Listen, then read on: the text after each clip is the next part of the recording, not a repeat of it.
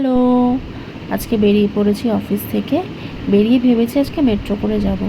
এই মেট্রোর এখানে মানে সেক্টর 5-এর দিকে এসেছিলাম, তো এত সুন্দর টুনি দিয়ে সাজিয়েছে, সেজন্য একটুখানি ক্যাপচার করলাম আপনাদের সাথে শেয়ার করব বলে। আজকে অফিস থেকে ফিরে মানে আমাদের বাড়ির সামনেই এসে একটা পার্লার আছে, তো অনেক দিন ধরেই ভাবছিলাম যাব। আর যেহেতু সামনে পুজো, কিছু করি না করি একটু আইব্রোসটা না করলে হয় বলুন। আর বেশ কয়েকদিন ধরে মাও বলছিল আসবে, সেই জন্য আমি এসে ফোন করি, তারপরে মাও চলে এসছে। এই যে মা এখন করছে, আমি আগেই করে নিয়েছি কারণ মায়ের আস্তে আস্তে আমার হয়ে গেছিলো।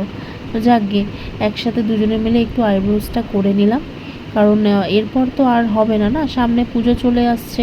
আর তারপরে পার্লারও বন্ধ থাকে, এবার কোন দিন বন্ধ করে দেবে, তারপরে দেখবো আমাদের হলো না, ব্যাস কিচ্ছু করা যাবে না। আর হয়ে যাওয়ার পর একটু বেরিয়ে দুজনে ঘুরতেই ঠাকুরের জামা পছন্দ হলো। আজকে বেশ কালারগুলো এত সুন্দর লাগছিলো, মানে ঠাকুরের জামা মানে আমরা নতুন জামা কাপড় পরবো, ঠাকুর পরবো না সেটা হয় না। তো সেই জন্য তিন কালারের নিলাম। এটা হচ্ছে জগন্নাথ, বলরাম আর সুভদ্রার জন্য। একটা পিঙ্ক কালার, হলুদ আর নীল। দেখতে খুব সুন্দর হয়েছে জানেন। এমনি ঘরের যেগুলো আছে সেগুলোও তো পরানো হয়েছে, তো একদিন আমি আপনাদেরকে অবশ্যই দেখাবো। তো কিছু খেতে ইচ্ছা হচ্ছে, চটপটি মানেই ফুচকা।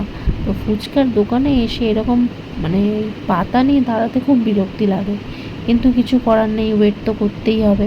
যাই হোক, ফুচকাকে সোজা বাড়ি চলে আসলাম।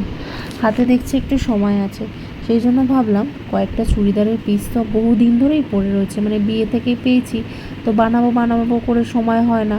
তো ভাবলাম যে আজকে গিয়ে দিয়ে আসি। এই যে 3খানা পিস বার করেছি, আরও 2টো ছিল, ওইগুলো পরে বার করে একসাথে 5খানা নিয়ে গেছি। এই যে একটুখানি ফ্রেশ হয়ে নিয়েছি, কারণ সারাদিনের জামাটা না ছাড়লে বেশ ভালো লাগে না। আর এই যে বেরিয়ে দেখছি বৃষ্টি, কিন্তু বৃষ্টি আমাদেরকে কোনো রকমভাবেই আটকাতে পারবে না, কারণ বৃষ্টি মাথায় নিয়ে আমরা শপিং করতেও চলে যাই, সেই জন্য বৃষ্টিকে আমরা ভয় পাই না। গল্প করতে করতে চলে এসেছি টেলারের দোকানে। এই টেলারের দোকানে এসে দেখছি এখানেও আবার কী সুন্দর লাইট লাগিয়ে দিয়েছে দেখুন।